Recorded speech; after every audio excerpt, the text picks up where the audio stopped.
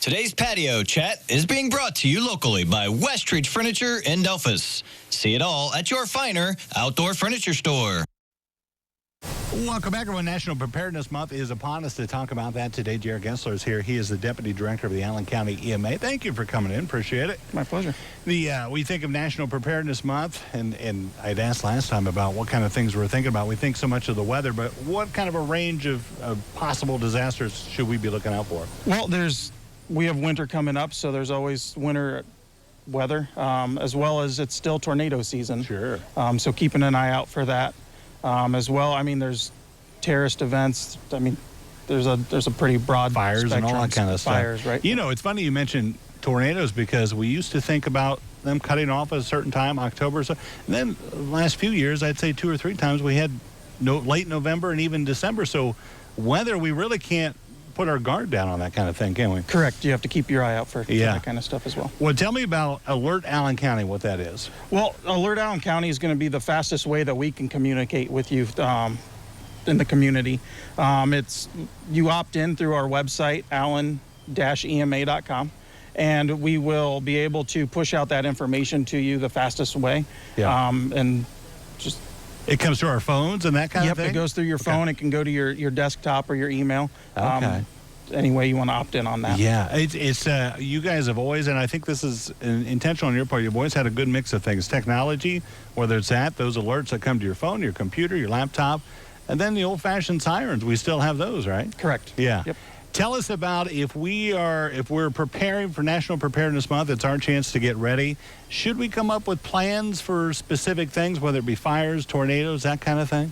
Well, a lot of preparedness for those incidents, there's quite a few universals. Sure. So keeping the correct or an amount of water on hand in your house. Same with food and your medicine. Just keeping an eye out for that. Keeping batteries in your flashlights and keeping charged that way as well is a great way to get started with that preparedness. You've talked about this before. A lot of people will practice plans, whether it's fires, tornadoes, all kinds of things.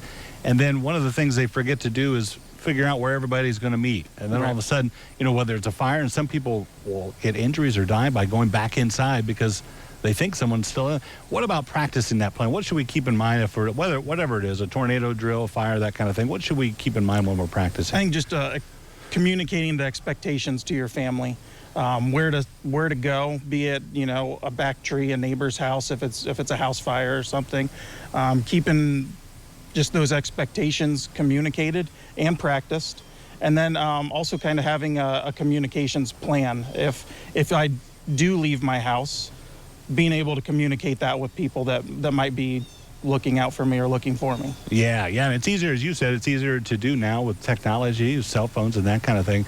You mentioned an emergency kit, and I think about down in our basement, and I've had, tornado warnings for our county, and I'm down there with my dog, but as you said, you got water and that kind of thing. Should we think about our car or office or other places where we might get stuck if something happens and have kits everywhere we might be?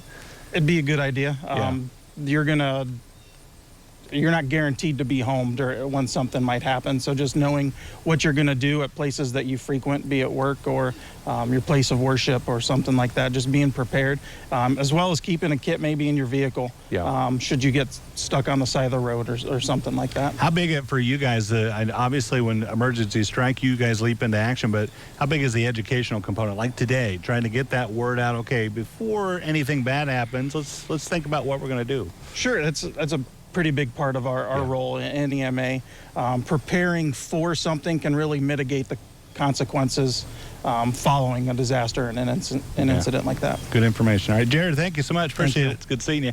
Don't go away. Medical news coming up next on Noon Edition.